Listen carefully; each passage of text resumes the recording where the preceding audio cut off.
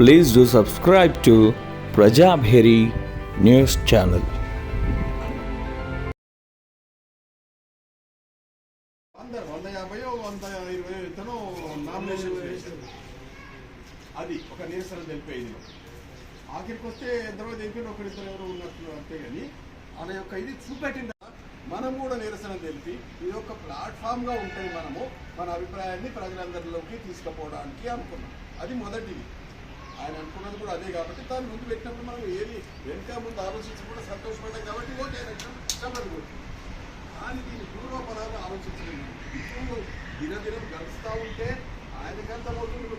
అయితే వాస్తవంగా చెప్పాలంటే నేను మాదొక చిన్న పల్లెటూరు, చిన్న గ్రామము, మంచి పేరు ఎక్కడెక్కడో ఆల్ ఇండియా లెవెల్లోనే కాకుండా నేషనల్ ఇంటర్నేషనల్ పేరు ఉన్నప్పటికీ నీతిమంతుడు, చాలా తెలివైన వాడు, అందరికి సహాయపడతారు, అన్ని రకాల ఎన్ని పేర్లు ఉన్నా కానీ నా ఊళ్ళో పోయి సర్పంచ్ కాదు.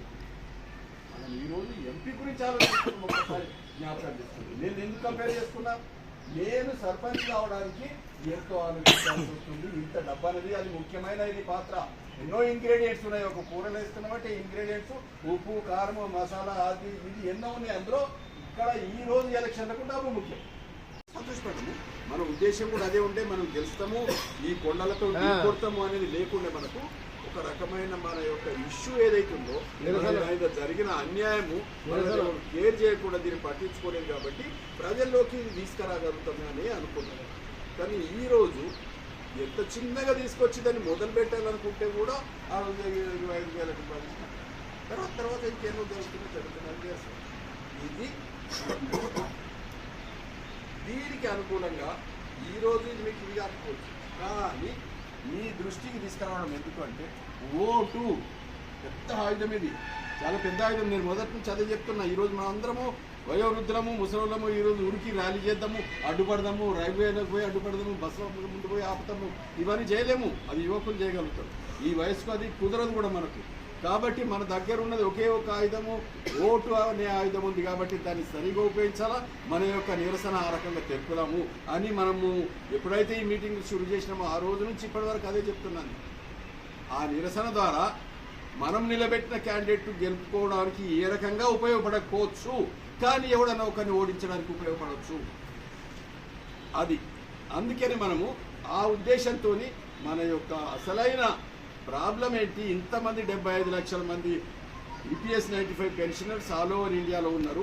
వీళ్ళ సాధక బాధకాలు ఈ యొక్క కాన్స్టిట్యున్సీ నిజామాబాద్ కాన్స్టిట్యున్సీ ద్వారా మనం తెలియపడతాం అనేది అదే ఒక ఉద్దేశం. కానీ రేపొద్దున సత్యనారాయణ మనం ఎంపీగా చూస్తాం పార్లమెంట్లో అనేది ఎవరికీ లేకుంటే ఈ రోజు కూడా లేదు, ఎప్పుడు లేదు.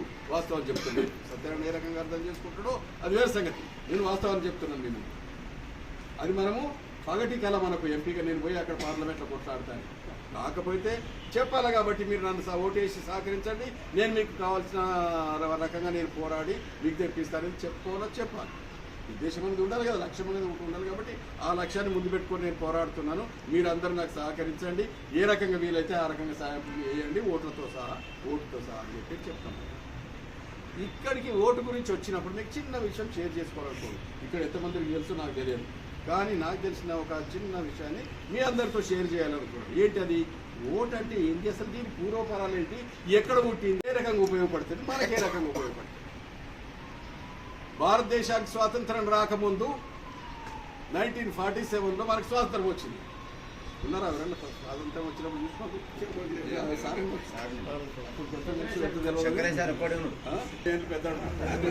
కాబట్టి ఆయనకు కొద్దిగా జయింది అయినప్పుడు కొద్దిగా తెలుసు అనమాట. ఎందుకంటే 10 ఏళ్ళ మనిషి, 10 ఏళ్ళ పిల్లగాడు కాబట్టి కొద్దిగా తెలుసు జయిందని.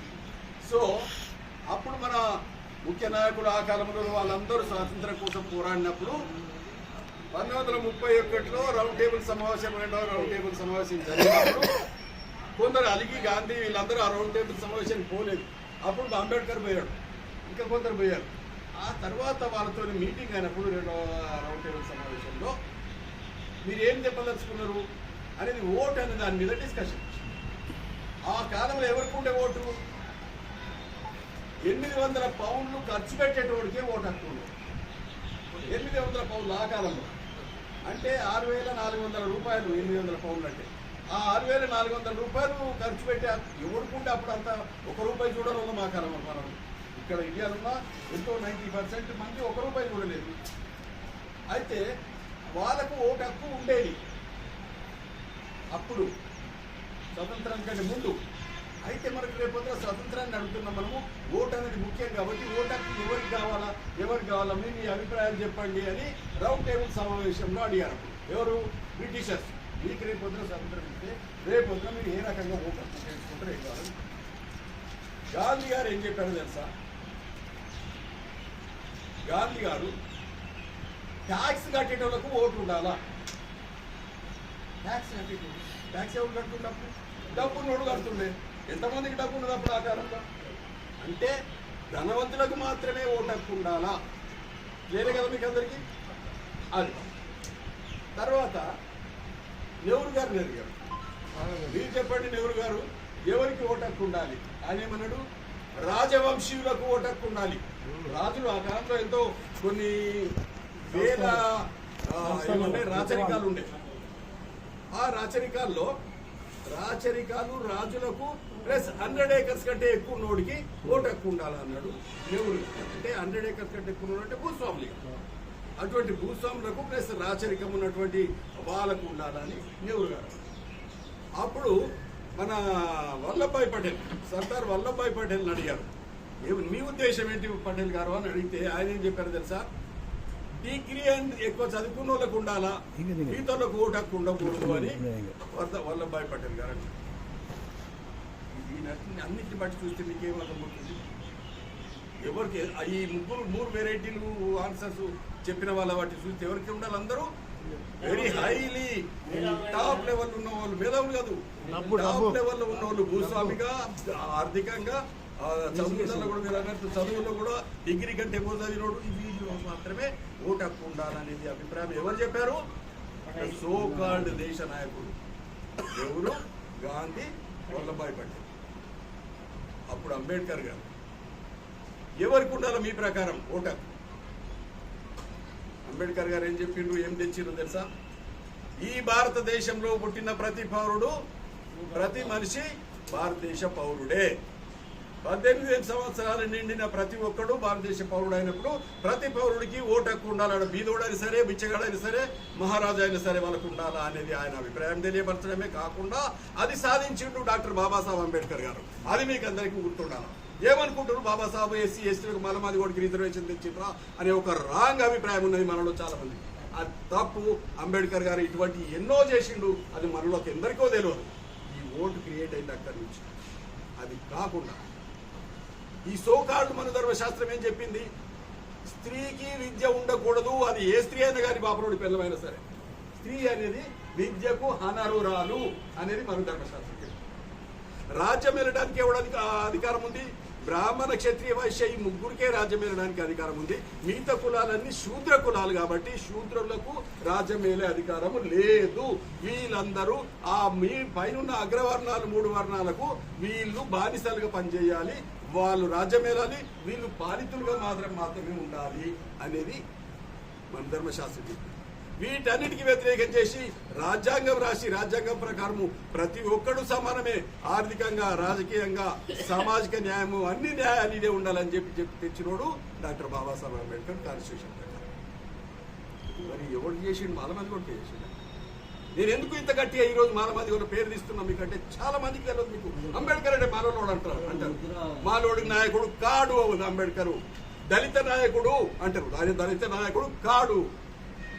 ప్రపంచమంతటికి నాయకుడు, ఒక్క భారతదేశానికి కాదు, విశ్వ నాయకుడు, విశ్వరత్న, భారతరత్న కూడా కాదు. భారతరత్న అనేది వీళ్ళు ఎప్పుడో ఏదో లేట్కి ఇచ్చింది వీళ్ళకి. పాపం అంత జ్ఞానానికి అంత పనిచేసినందుకు ఎప్పుడో ఇచ్చింది. ఈరోజు క్రికెట్లో వాడాడు, కొన్ని వేల రన్లు కొట్టిండంటే సచిన్ గారికి భారతరత్న ఇచ్చింది. వర్ణీయమా? అప్పుడు ఏంటో ఒక జోక్ ఏమొచ్చింది తెలుసా? మార్కెట్ గంజలకు పోతే గంజి దగ్గర ఎంతకి ఇస్తున్నాం అంటే 20 రూపాయల కిలో వంకాయలు అన్నదట. ఏ 10 రూపాయలకి ఇవ్వవా అన్నాడట. మనట్టు ఉంటాడు కూడా. ఏవి అవన్నీ పద్మభూషణ్, పద్మశ్రీలు అనుకున్నావా? వంకాయలు ఎట్లా వండినాయి అనుకున్నావు? నేను దున్నాలా, కలవాలా అంత చెప్తే నా వంకాయ వండింది. ఈ పద్మశ్రీలు, పద్మభూషణ్లు కావు ఇవి అన్నది. అట్లా మనకి ఈరోజు ఈ భారతరత్నాలు అవి ఇవన్నీ ఎవరికంటే వాడికి అంత మొన్న 5గురికి ఇచ్చింది. 5గురికి ఒక్కసారి. ఫ్రెండ్స్, నేను ఈరోజు కొద్దిగా ఎమోషనల్ అయిపోయి నేను ఈ యొక్క ఓటు హక్కు గురించే చెప్పాలనుకున్నా కానీ దాని తర్వాత అనుకోకుండా ఇదొకటి కూడా ఓటు ఎట్లా పుట్టింది ఎట్లా వచ్చింది అని కాకుండా అనుకోకుండా ఓటు క్రియేట్ చేసినప్పుడు అంబేద్కర్ కాబట్టి అంబేద్కర్ గురించి ఇంకా 2-3 చెప్పాను. ఎమోషనల్ అయిపోయిపోతే ఏమనుకోవద్దు. ఏ కులానికి తనానికి నేను వ్యతిరేకంగా నా యొక్క ఇదేంటంటే మనుషులం అందరం మనం ఈక్వల్. అది న్యాయపరంగా కాన్స్టిట్యూషన్లో ప్రొవైడ్ చేయబడ్డది. మనకు న్యాయపరంగా కాన్స్టిట్యూషన్లో రాజ్యాంగంలో ప్రొవైడ్ చేయబడ్డది, పొందుపరచబడ్డది. కానీ ఈరోజు ఈ రాజ్యాంగము చాలా చాలా కష్టాల్లో ఉంది. రేపు పొద్దున 400 సీట్లు ఇవ్వండి నాకు, నేను రాజ్యాంగాన్నే మాట్లాడుతున్నాడు మోడీ గారు. మనకేమో ఈ రోజు ఈ రోజు మనకు పెన్షన్ ఇవ్వడానికి 10 ఏళ్ళ నుంచి సంపి తిప్పుతున్నాడు మనను. మన పెన్షన్ అంటే మనకు భిక్షం ఏమంటలేము. మా నుంచి కట్ అయిన డబ్బులతోనే మాకు పెన్షన్ ఇవ్వరా బాబు అంటే, మా పెన్షన్ ఇవ్వడానికి 10 ఏళ్ళు అయిపోయింది. ఆయన వచ్చి నేను ఎంతో ఇస్తాను, 3,000 ఇస్తాను, ఏదో అన్నాడు న్యాయపాసి ఇవ్వలేదు ఇప్పటికి మనం. సో అటువంటి నాయకుడు ఈ రోజు మనల్ని నమ్మించి మళ్ళీ ఇప్పుడు ఏం చెప్తున్నాడు, ఆ కమలం పూను మన శివరు పెడుతున్నాడు. మళ్ళీ ఏమంటున్నాడు, 400 సీట్లు ఇస్తున్నట్టే నేను రాజ్యాంగాన్ని మార్చేసి. మరి ఏం రాజ్యాంగం పెడతాడట, మనుధర్మశాస్త్రం పెడతాడట. దయచేసి మీరు మనుధర్మశాస్త్రాన్ని చదవండి, ఏం చెప్తున్నది మనుధర్మశాస్త్రం. ఒక్కసారి ఈ కాన్స్టిట్యూషన్ ఇండియన్ రాజ్యాంగాన్ని కూడా చదవండి, ఇదేం చెప్తుంది అదేం చెప్తుంది. మీకు ఇష్టమైన కోటేయండి, ఇష్టమైన కోటేయండి. మనల్ని ఇన్ని సంవత్సరాలుగా సతాయించి మనల్ని అన్ని రకాలుగా అరదొక్కి ఎంతో టార్చర్ పెట్టి మానసికంగా ఆర్థికంగా ఎన్ని చేసినప్పుడు మనం డిసైడ్ చేసుకున్నామంటే ఈ బీజేపీ గవర్నమెంట్ అండి, మతము కులం అంటలేదు ఇక్కడ, ఈ బీజేపీ గవర్నమెంట్ మనల్ని ఇన్ని రకాలుగా బాధపెట్టింది. కాబట్టి బీజేపీకి వ్యతిరేకంగా మనం పోరాడదాము, అందరికి తెలియపరుస్తాము. బీజేపీకి మాత్రం ఒక్కడు కూడా ఓటేయద్దు. మనము 75 లక్షల మన ఈపీఎస్ 95 పెన్షనర్స్ 75 లక్షలు ఇంటి ఒక ఫ్యామిలీ 5 మెంబర్ ఉంటే 75 ఇంటి 5 వాళ్ళే కాకుండా వాళ్ళు తెలిసిన వాళ్ళందరూ కలిసి ఇట్లా ఈ రకంగా ఒక్కొక్క ఓటు కూడా వేయకపోతే మన యొక్క క్యాండిడేట్ ఒక్కడిని గెలిపించుకోకపోయినా 50 మంది ఎంపీలను ఓడగట్టడానికి తప్పకుండా మనం సహకారం చేసిన వాళ్ళం అవుతాము. కాబట్టి దీన్ని స్టాండ్ గా తీసుకోవాలని ఆల్ ఓవర్ ఇండియాలో కూడా తీసుకున్నాం. మనమే కాదు, ఆల్ ఓవర్ ఇండియాలో ఈ స్టాండ్ తీసుకుంటున్నారు. ఇప్పుడు రేపు పొద్దున రిజల్ట్స్ చెప్తా మీకు. కాబట్టి ఈ విషయాన్ని మీతో షేర్ చేసుకోవడానికి చెప్పాను. దీన్ని మీరు గ్రహించండి. ఒకేసారి కన్క్లూడ్కి వచ్చి నిర్ణయం తీసుకోమని కూడా అంటలేదు. మీరు దాన్ని గ్రహించండి. నేను చెప్పిన విషయాల్లో న్యాయం ఎంతుంది, తప్పేముంది, నా అంతే ఏముందని ఒకసారి. ఇది కాకుండా ఒక చిన్న విషయం ఇంకో, కౌరవులు పాండవులు యుద్ధానికి మహాభారత యుద్ధానికి సిద్ధమైనప్పుడు అంతా ఇదైపోయి మరి ఎవరయ్యా కౌరవులు పాండవులు అంటే అన్నదమ్ముల పిల్లలు కదా. మీకు తెలుసు కదా మహాభారత యుద్ధం. అన్నదమ్ముల పిల్లలు ఆస్తిపాస్తుల కొరకు కొట్లాడుకుంటారు తప్ప ఇంకే ప్రజల కొరకు కొట్లాడుకోలేదు. వాళ్ళు ఇంత కొట్లాడుకుంటే సచిన వాళ్ళు ఎవరు అంటే ప్రజలందరూ ఎంతో చచ్చిపోయారు. మహాభారత యుద్ధం గురించి చెప్తున్నారు.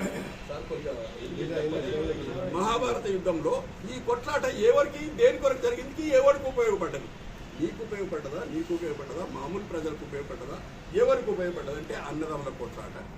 అన్నదమ్ముల కొట్లాటలో ఆస్తుల కొరకు రాజ్యాల కొరకే కొట్లాట జరిగింది. అంత ఏమి లేదు. మామూలు ప్రజలంతా బల్లెం కత్తి బల్లెం పట్టుకొని ఉరికిన వాళ్ళంతా మనం ముందు చచ్చిపోయారు, వాళ్ళు తర్వాత చచ్చిపోయారు, ఆకలి చచ్చిపోయారు. అనుకున్నాం వేరు సైడ్. ఆ చచ్చినప్పుడు అర్జునుడు మహాభారత యుద్ధంలో కురుక్షేత్రానికి మధ్యకు తీసుకొచ్చి శ్రీకృష్ణుడు రథసారథి తీసుకొచ్చి అక్కడ పెట్టినప్పుడు సరే అర్జునుడు అంతా చూసిండట, ఇట్లా కళ చూసిండట మొత్తం. మనం బ్యాట్స్మెన్స్ వచ్చి బ్యాట్ పట్టుకొని చూసినప్పుడు అంతా చూస్తారు మొత్తం. ఎటు కొట్టచ్చు, 4 ఎటు కొట్టాలా, 6 ఎటు కొట్టాలా, ఎంతమంది ప్లేయర్లు ఎట్టున్నారు అన్నట్లు ఇట్లా చూసుకుంటాడు. అట్లా వీడు అర్జునుడు పాపం అంతా చూసిండట. అంతా చూస్తే ఎటు చూసినా కానీ మా తాతలు ఉన్నారు, గురువృత్తులు ఉన్నారు, మా గురువులు ఉన్నారు, మా అన్నదమ్ములు ఉన్నారు, అన్నదమ్ములు పిల్లలు ఉన్నారు. నేను ఎవరితో కొట్లాడాలా, ఎవరితో కొట్లాడడానికి సిద్ధంగా ఉన్నా నేను. ఇంత పెద్ద రక్తపాతం ఎందుకు జరగాల, ఇంత రక్తపాతం ఎందుకు జరగాల? 18 రోజులు జరిగిన మహాభారత యుద్ధంలో 18 ఔక్షయుల యొక్కటువంటి సైన్యం ఉంది అక్కడ. 18లో 11 ఔక్షయుల బటాలియన్, 11 ఔక్షయులు కౌరవుల సైన్యము, 7 ఔక్షయులు మాత్రమే పాండవుల సైన్యం. ఆ 18 సంఖ్య ఒకటి ఉంది కదా, ఆ యొక్క సైన్యం స్ట్రెంగ్త్ ప్లస్ 18 రోజుల యుద్ధం జరిగింది ఈ మహాభారత యుద్ధం. అయితే అర్జునుడికి అప్పుడు ఏం జరిగింది, గీతోపదేశం చేసిండు శ్రీకృష్ణుడు. ఎట్లా చెప్పాలంటే యుద్ధం గీతం అనే ఆయుధం తీసేసి గాడియం తీసి కింద పడేసి బాబా నేను చేసే యుద్ధము నాకు వద్దే వద్దని కింద చేసి రథం కింద దిగింది. అప్పుడు శ్రీకృష్ణుడు అన్నీ చేసి ఏం చూపించాడు, విశ్వరూపాన్ని చూపించాడు. శ్రీకృష్ణుడు విశ్వరూపాన్ని చూపించి ఏమన్నాడు, అదే పిచ్చోడా నువ్వు నిమిత్త మాత్రుడివే, నువ్వు కాదు యుద్ధం చేసేది, అన్ని చేసిన నేనే, ప్రతిదీ నేనే జరిపించిన, ఇంటి నిమిత్త మాత్రుడే ముందున్నాడు అంతే పేరుకు అన్ని చేస్తుంది నేను చేస్తా అని చెప్పి ఆ యొక్క మహాభారతంలోని గీతోపదేశంలో కూడా చాతుర్వర్ణ సిద్ధాంతాన్ని చెప్పిండు శ్రీకృష్ణుడు. మీరు ఒక్కసారి మళ్ళీ చదవండి గీతోపదేశంలో, గీతం చదవండి, ధర్మగ్రంథాలు చదవండి, చాతుర్వర్ణ సిద్ధాంతం అక్కడ చెప్పింది. ఏంటి చాతుర్వర్ణ సిద్ధాంతం? మళ్ళీ నేను ఇంతకు చెప్పి కదా, బ్రాహ్మణ క్షత్రియ వైశ్య 3 అగ్రకులాలు, ఈ మిగతా వాళ్ళందరూ శూద్రుడు. ఇది చాతుర్వర్ణ సిద్ధాంతం. దేవుడికి ఇంత మంచిగా చెప్పిండు, మరేమో ఆయన ఎవరికి దేవుడు మీరే ఆలోచించుకోండి. నేను చెప్పాను ఇంకా మాట్లాడు, అంతకంటే ఎక్కువ మాట్లాడు, అర్థమయ్యేటోళ్ళకు అంతే అర్థమవుతుంది. అందుకే చాలు, ఈ విషయం ఇంకా ఎక్కువ చెప్పట్లేదు, ఎందుకంటే నేను మతాల కులాలకు సంబంధించిన వస్తుంది కాబట్టి ఇక్కడ స్టాప్ చేయదలుచుకున్నాను. ముఖ్యమైన విషయాలు అంతా చెప్పిన కాబట్టి ఈయన ఇప్పుడు అర్జునుడి రూపంలో ఫీల్డ్లోకి దిగినావు కాబట్టి, ఫీల్డ్లో ఉన్నావు, నువ్వు కొట్లాడాల్సింది నువ్వు. నీకు ఈరోజు ఒక శ్రీకృష్ణుడి రూపంలో ఎవరన్నా వచ్చి గీతోపదేశం చేసే వాళ్ళు ఎవరు లేరు. కాకపోతే మాకున్న చిన్న చిన్న మిడిమిడి జ్ఞానంతో, మిడిమిడి రిసోర్స్తో, మాకున్న సంపద అనుకో, లేకపోతే ఉన్న దీన్ని బట్టి మేము నీకు అన్ని విషయాలు తేటతెల్లంగా చెప్పింది. ఇప్పుడు నీ యొక్క ప్రజలు నేను వచ్చింది అక్కడికే, నీకు అన్ని రకాలుగా వాళ్ళ యొక్క పొజిషన్స్, వాళ్ళు చేయగలిగిన హెల్ప్ చెప్పింది. అప్పుడే ఆ మహాభారత యుద్ధం గురించి సపోర్ట్ గురించి ఏమొచ్చింది, శ్రీకృష్ణుడి దగ్గరికి దుర్యోధనుడు వచ్చిన్నాడు. దుర్యోధనుడు వచ్చి చూసి మావ వండుకున్నాడు కదా అని చెప్పి, నేను కాళ్ళ దగ్గర ఎందుకు కూర్చుంటాను, తన దగ్గర కూర్చున్నాడు. అర్జునుడు అప్పుడు వచ్చి కాళ్ళ దగ్గర కూర్చున్నాడు. శ్రీకృష్ణుడు లేచి, ఆ అర్జున ఎప్పుడు వచ్చిన, నేను వచ్చిన భావం ఉందో అని చెప్పి ఇటు ఆ దుర్యోధనుడు, అరే ఎప్పుడన్నా వచ్చింది నేను అర్జునుడి ముందు చూసిన, ఏదైతే నాకేమి ఇస్తావు మహాభారత ఏం కావాలండి. అర్జునుడు అడిగితే నేను ముందు వచ్చాను కాబట్టి నన్ను కోరుకోమని ఆయన కోరుకుంది ఏంటి, బావ నీ ఒక్కడో రథసారథి ఉంటే చాలు నాకు, కానీ మా రథసారథి కోరుకోకూడదు. బావ సరే నేను ఒప్పుకుంటాను, మిగతా సైన్యం నేను వేముడు అంతా నాకు ఇచ్చేసాను. ఈ రోజు నీకు ఈ వనరులు ఏమేమి ఇస్తామని ఎవరు చెప్పిర్రు, ఏ డిపో వాళ్ళకు నీకు ఏ ఇన్సూరెన్స్ ఇచ్చిండ్రు, ఏమి నీ వాళ్ళ నుంచి ఎక్స్పెక్ట్ చేసినా వాళ్ళు ఇస్తున్నది ఏంటని మీకు ఇప్పటికి అర్థమవుతుంది. కాబట్టి నిర్ణయం తీసుకోవాల్సింది నీవు. కాబట్టి ఇంకా బాగా ఆలోచించుకో, ఏ రకమైన నిర్ణయం తీసుకుంటావు, ఇవి ఏ రకంగా జరగబోయే ఖర్చులను ఎక్స్పెండిచర్ ఎట్లా మీట్ చేస్తావు అదనేది మీకు ఇంత డీటెయిల్గా నేను ఎందుకు చెప్పాల్సిందంటే, వీటన్నిటిని నీకు అనుసంధానం చేయడానికే నేను చెప్పిన. ఇవన్నీ మహాభారతం చెప్పినా, గీతోపదేశం చేసిన, ఇవన్నీ కూడా నీ కొరకే చెప్పిన. అది నువ్వు చాలా ఆలోచించు, వీటన్నిటిని అన్వయించుకొని ఏం డిసైడ్ చేసుకుంటావో ఇప్పటికి నీకు టైం ఉంది, నువ్వు డిసైడ్ చేసుకుంటావు. అది దాని గురించే నేను ఇవన్నీ కథలు చెప్పుకోవచ్చు. ఓటు గురించి ప్లస్ మహాభారత యుద్ధాన్ని చెప్పింది నీకు నాకు. Okay right. ఎంత అవుతాము, 1.5-2 కోట్లు అవుతుంది. ఇండియా పాపులేషన్ 1 కోటి 40 లక్షలు. అట్లా మనది ఎంత, మన పర్సెంటేజ్ ఎంత, దాని మీద మనం ఇండియా పాపులేషన్ 144 కోట్లు, 2 కోట్లు ఓటర్లు, 2 కోట్లు మన ఓటర్లు అనుకున్నాం. 2 లేకపోతే 3 కోట్లు తెలంగాణ. అంటే అందులో నుంచి అందరూ వేస్తారనేది కూడా గ్యారెంటీ. ఇంకేస్ రైతులు అందరూ వేస్తారు అనేది గ్యారెంటీ లేదు. ఇప్పుడు మనం వేస్తే మన ఇంట్లో ఉన్న పిల్లలు కూడా వేసేది కూడా గ్యారెంటీ లేదు. మనం వేయించడానికి ప్రయత్నం చేస్తాము, అందరూ ప్రయత్నం చేస్తాము. మీకు ఫిజికల్గా ప్రయత్నం చేస్తాము, తిరిగేటప్పుడు ఏంటనేది. కానీ డిపోల తరఫున కానీ పర్సనల్ కానీ ఇవ్వాలంటే మనకు వచ్చేది ఒక 3,000 కూడా వెళ్ళచ్చు. 3,000 వస్తున్నాం, నాకు 15,000 అది అంటే ప్రాసెస్ చేసుకొని మనం ఈ డిపో తరఫు నుంచో ఇంట్లో ఇస్తారు అనే ఆశ వచ్చింది. జరిగింది. దానికి పునరుద్ధరణను శంకరయ్య సార్ని ధన్యవాదాలు. మీ అందరి పనిని పిలిచి ఇక్కడికి వచ్చినందుకు, రీజనల్ సెక్రటరీ పోషెట్టి గారు పిలిచినందుకు, ఆహ్వానం మేరకు ధన్యవాదాలు. ఫస్ట్ 5వ తారీఖు నాడు ఇప్పుడు ఇక్కడ అశోక్ లేడు, వాళ్ళ ఇంట్లో ఫంక్షన్ ఖర్చు ఆయన పైనతో వచ్చాడు, నేను వచ్చిన, ఇంకా కొంతమంది రామచంద్ర జడ్జి సార్ వీళ్ళందరూ వచ్చింటారు.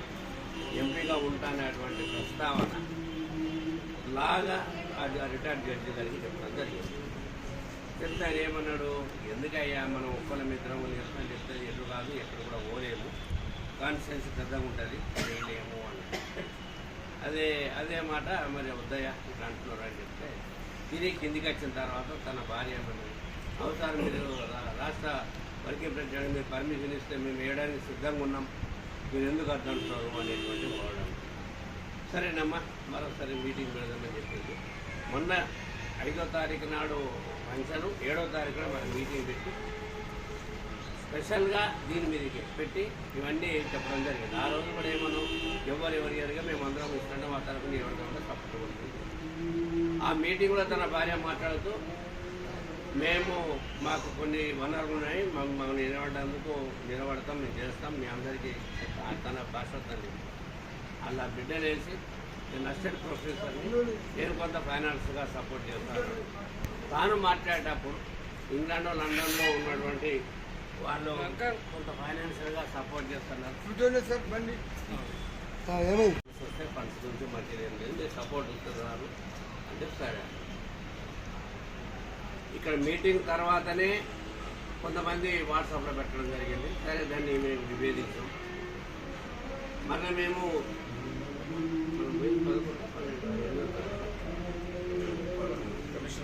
కమిషన్ ఆఫీస్ పోయినాం. ఇదే ఇయర్ పెన్షన్ గురించి మేము ముగ్గురం పోసాం. నేను నలుగురం పోయిన తర్వాత తను ఏమన్నాడు, మా ఇల్లు ఇటే ఉన్నది మీద అయిపోయినట్టు పోయిన తర్వాత నాకు కొంతమంది ఫోన్ చేసి చెప్పారు కొంచెం జాగ్రత్తగా. ఆయన అయితే వాళ్ళ భార్య వాళ్ళ కుటుంబం అంతా బీజేపీ. మరి ఇప్పుడు ఈయన ఎగరెస్ట్గా ఉండాలంటే అతను ఏదో కమ్యూనిస్ట్ పార్టీలలో దిగినోడైతే కొంచెం వామపక్ష భావాలు ఉంటే చేయగలుగుతుందంటే నేను అయితే లేదు, అయ్యా నువ్వు నిలబడుతున్నావు, నేను నిలబడతాను. ఒకవేళ నువ్వే డబ్బులు తీసుకొని డ్రాప్ అవుట్ అయ్యింది అనేది బదనాం కూడా వస్తుంది. లేదు మమ్మల్ని బదనాం చేయడానికి కూడా చెప్తారు. ఇలాంటి దానికి తావు మీరు ఇవ్వద్దు, మేము ఇవ్వద్దు, ఇది విడ్రా కోసం దానికోసం ఇక్కడిది ఉండొద్దు అని చెప్పి ఖచ్చితంగా చెప్పండి. ఈరోజు మొన్న కూడా ఒక మెసేజ్లో నాకు ఎవరు సహకరిస్తలేరు, ఏం చేస్తలేరు. ఇండిపెండెంట్ అంటేనే నీ యొక్క వ్యక్తిగతంగా ఉన్నటువంటి వనరుల మీద నీకు ఒక అవగాహన రావాలి. అప్పటి నుంచి మేము చెప్తా ఉన్నాం, చాలా ఖర్చుతో కూడుకున్నది, తక్కువ అంటే ఒక 5 లక్షల రూపాయలు నాకు కాదు అని చెప్పేసి నువ్వు ఇండిపెండెంట్గా తిరిగి వదులుకోవడమే. అక్కడ రిజల్ట్ వస్తుంది రాదనేది కాదు. కాకపోతే నువ్వు ఎంపీగా నిలబడ్డావు అనేటువంటి పేరు మాత్రం నీకు వ్యక్తిగతంగా వస్తుంది. దానికి ఆర్టీసీ వాళ్ళు ఇదంతా ఉంటుంది. కానీ నువ్వు ప్రతి మాట్లాడేటప్పుడు కూడా నేను ఈపీఎస్ 95 గురించి చేసి అంటే ఈపీఎస్ 95లో 0.1% కూడా లేవు మనం. ఇన్ని కోట్ల మంది నువ్వు కూడా కొంతమంది ఉన్నావు. 72 లక్షలు అంటే ఈ జనాభా మీదుగా మనం ఆ రేష తీసుకుంటే చెప్పలేదు. కాబట్టి ఇప్పుడు కొంతమంది నువ్వు ఉంచుకుంటావా, డ్రాప్ అవుట్ అవుతావా, ఏమవుతావా, ఎట్లయితావా అనేది కొంతమంది చెప్పిండ్రు. కొంతమంది అయితేనేమో ఆర్గనైజేషన్ ఈ రకంగా ఉంటే కొంచెం బాగుంటుంది అని కొంత చెప్పిండ్రు. ప్రతి మండలానికి ఒకటో 2 బ్యానర్లు కూడా కలిస్తే కూడా తెలిసిపోతుంది అనేది కొంతమంది చెప్పింది. ఫైనాన్స్కి అయితే మేము రాము అని చెప్పి కొంతమంది చెప్పారు. మేము ఎక్కడైనా మీటింగ్ పెడితేనే మేము వచ్చి మాట్లాడతాం కానీ తప్ప మేము వ్యక్తిగతంగా మేము మీ దగ్గర రాలేము కొంతమంది చెప్పారు. సాయంకాలం పూట ఖర్చులు ఉంటాయి, లేకపోతే పొద్దున రావడానికి కొంతమంది చెప్పారు.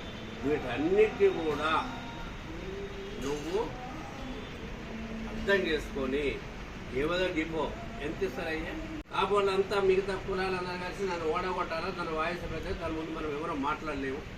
మీ సొసైటీ చైర్మన్గా ఎవరు వచ్చినా తన ముందు ఎవరు మాట్లాడలేరని చెప్పేసి ఒక నిర్ణయానికి వచ్చింది. వాడుకొని ఒక 6 ఏళ్ళ అధ్యక్షత చేసి ఒక బాకీకి 1,50,000 108 ఓట్లు 1,08,000 రూపాయలు ఓటుకు 1,000 రూపాయలు కూడా కొనవలసి వచ్చింది. అంటే అది ఎంత ఒక ఓడనే తెలిసినట్లే అందరూ మనం పోయినా అనుకో, అయ్యా నువ్వు వచ్చినావా ఎందుకంటే ఎప్పుడన్నా మా ఇంట్లో పడి వచ్చినావా నువ్వు, మీ నాన్న మీరు మీ కుటుంబం ఎట్లున్నది. మా భార్యది అదే ఊరు, పుట్టిన ఊరే, మా అత్తగారు మాది. అవ్వ నువ్వు ఎందుకు తిరుగుతున్నావు మేము వేస్తాం పోని చెప్పి కొంతమంది ప్రామిట్ చేసి పైసలు అంతని ఇచ్చినా కానీ తీసుకోకుండా కొంతమంది చేసింది. అట్లేసి 14 ఓట్లతో మీకు గెలుపుకుంటుంది. అంటే ఎంత 1,80,000 ఇంకా తాపింది అది 1,000, అదొక 50,000 అంటే దాదాపు 1,75,000 రూపాయలు ఒక 108 ఓట్ల అంతర్గత పోరాటానికి మీది చెప్పి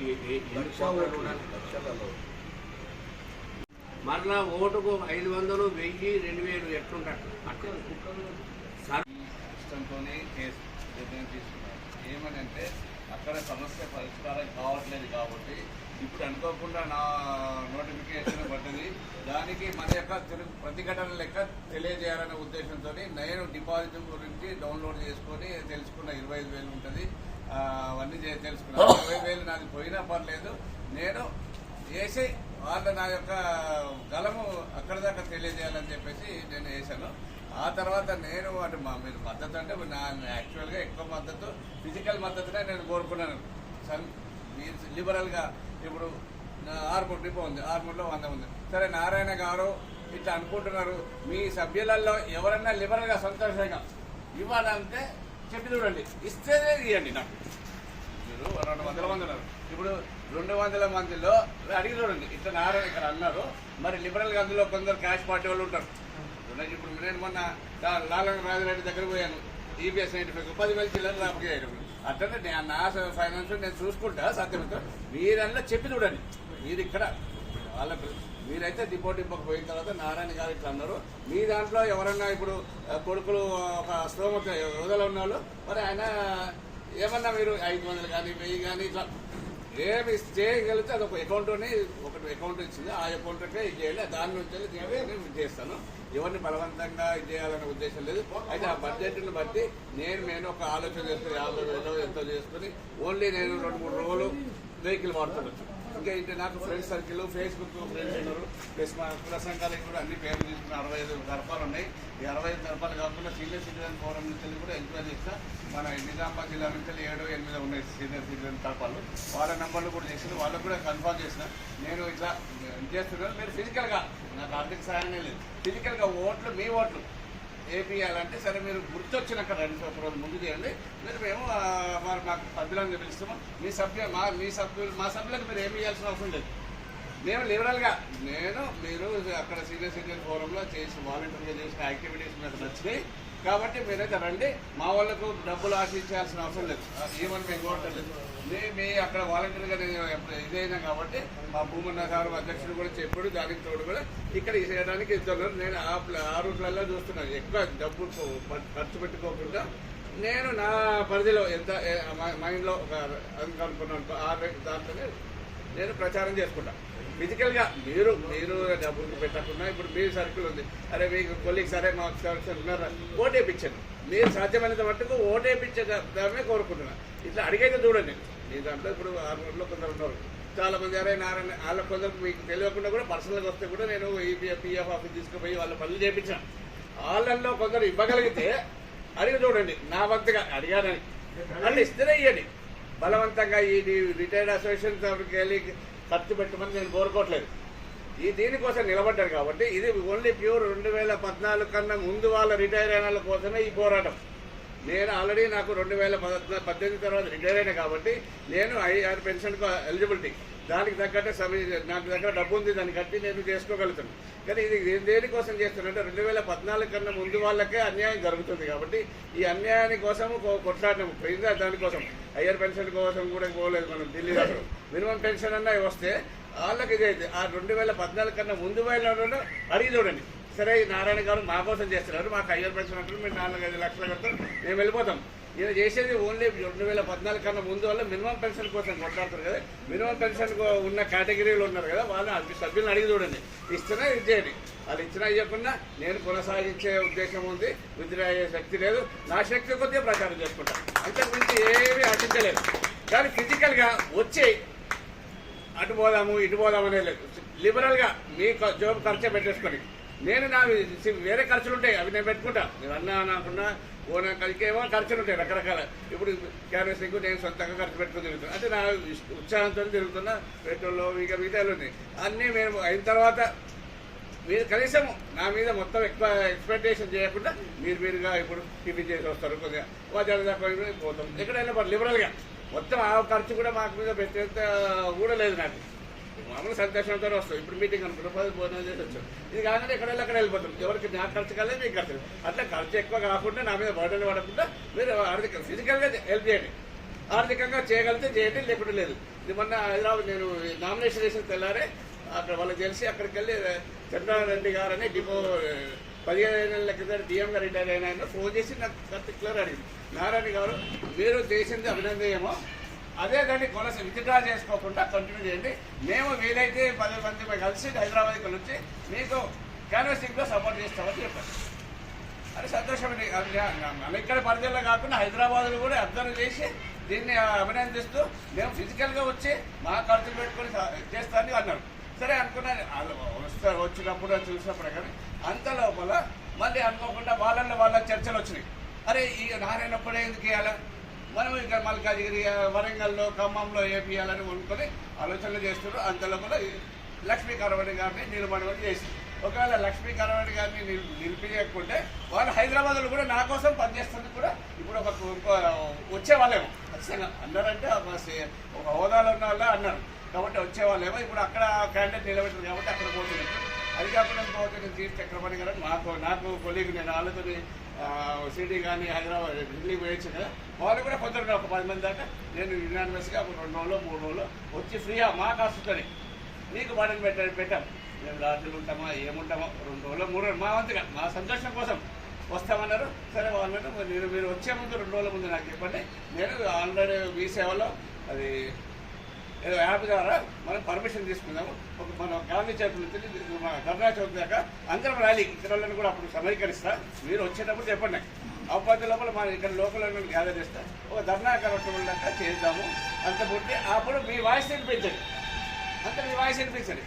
అన్నయ్య వాళ్ళు ఇలాంటి వాయిస్ వింటే చైతన్యం వస్తుంది, పబ్లిక్లో చైతన్యం వస్తుంది. ఆ చైతన్యం ఆటోమేటిక్ రావాలి. అన్నయ్య వాయిస్ వినిపించాలి. ఒకసారి మనం రాస్తారోగా చేసినప్పుడు వీడియో కవరేజ్ చూసి మా ఢిల్లీ అది మన గుల్దారా హెడ్ క్వార్టర్ వల్లే అరే అంత డేషన్ డేరింగ్ హీరో అంత గవర్నమెంట్ ఇంత రీసెంట్ మాట్లాడుతున్నాం ఎవరే క్యాండిడేట్ అట్లనే చెప్పిన మాకు దొరికిన ఒక డైమండ్, మా EPS 95 నిజామాబాద్ జిల్లాకు దొరికిన ఒక డైమండ్ NMDC డైమండ్లో చేశారు. ఆయన మాకు ప్రతిదానికి సహకరిస్తారు. చీఫ్ అడ్వైజర్గా మేము పెట్టుకున్నాము. మాకు అదే సలహా మీద నడుస్తున్నాము. కాబట్టి సరే మీరు ఫిజికల్గా ఇచ్చేసి నాకు ఫిజికల్గా మరి ఇప్పుడు వేరే పార్టీ వాళ్ళకు డబ్బు పాటించినట్టు కాకుండా మా ఫిజికల్గా ఎవరు పడ్డంటే ఫిజికల్గా బాడీగా సహాయం చేయాలి. అది కూడా నాకు ఏం లేదు.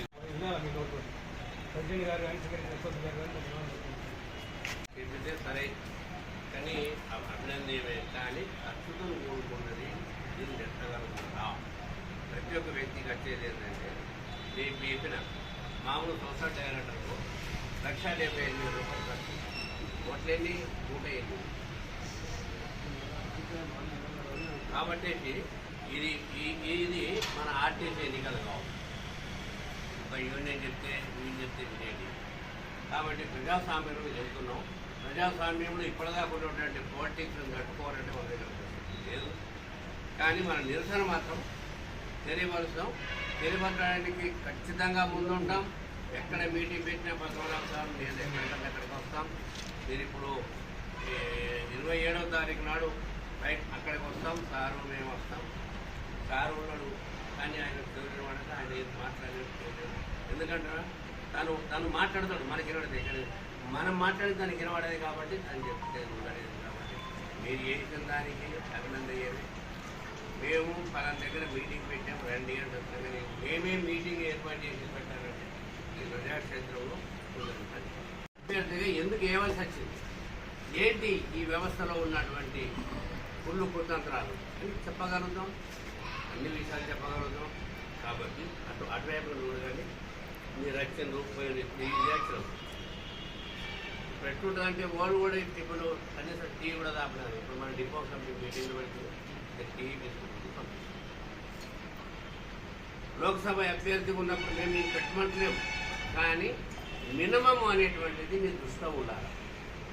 మీరందరూ మీరే వాలంటీర్గా రండి అనేటువంటి పదవిని పని వస్తాం. దాని దగ్గర మీటింగ్ ఉందంట.